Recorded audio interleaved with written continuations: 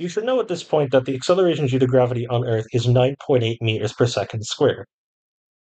We can actually verify this experimentally, but how do we get a result for other planets? We obviously can't have the budget for going to every planet and measuring the acceleration due to gravity on it. So we can actually use a little quirk on Newton's universal law of gravitation. So how we do this is we let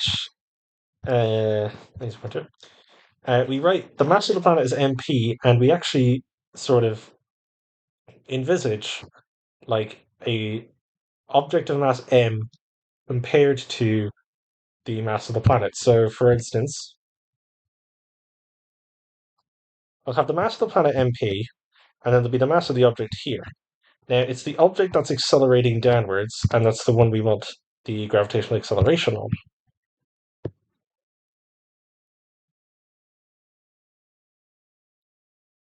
So when we actually use F equal to ma here, along with gm1 m2 over d squared.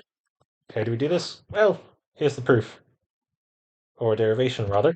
So we have F equals gm1 m2 over d squared. You let the first mass, or the second mass, doesn't really matter, because they're multiplying. We let that be the mass of the planet, and we let the mass of the object be m2. Now we know from all the way back in chapter 4 that F equals ma. So we actually let the second mass be part of our F equal to ma calculation.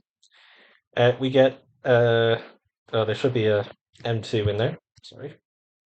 So this should actually be G MP M2.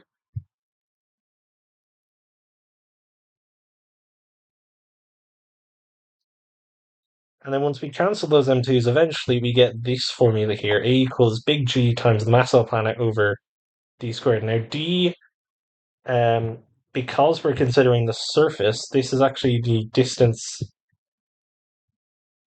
from center of planet,